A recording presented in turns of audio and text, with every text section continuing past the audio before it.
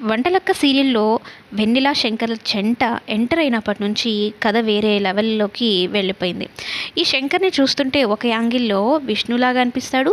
మరొక యాంగిల్‌లో మొగలి రేకులు సీరియల్‌లో ఆర్‌కేలాగా కూడా కనిపిస్తూ ఉంటాడు.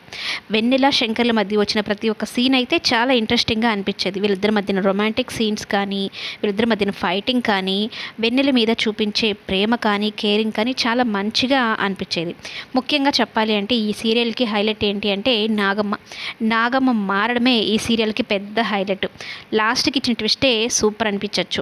ఎందుకంటే నాగమ్మ అసలు మారదు అనుకున్న నాగమ్మ కొడుకు అలా చేసేసరికి పూర్తిగా మారిపోయింది. కన్న తల్లిని చంపాలనుకున్నాడు కేశవ. కానీ పెంచిన తల్లికి అడ్డుపడి తన ప్రాణాలని అడ్డుపెట్టి మరీ కేశవ కాపాడాడు. అలాగే వెన్నెల, శంకర్లు ఒకటవ్వాలని చాలామంది వరకు కోరుకున్నారు. అలాగే అది కూడా జరిగిపోయింది. ఇక చావు బతుకుల మధ్య ఉన్న శంకర్‌ని పెంచినందుకు నాగమ్మే వచ్చి తన రక్తం ఇచ్చి మరీ కాపాడింది. ఇక నాగమ్మ మారడంతో సీరియల్ వేరే లెవెల్‌కి వెళ్ళిపోయింది. ఇక నుంచి బాగుంటుంది అనుకున్న టైంకి క్లోజ్ చేసి పడేశారు.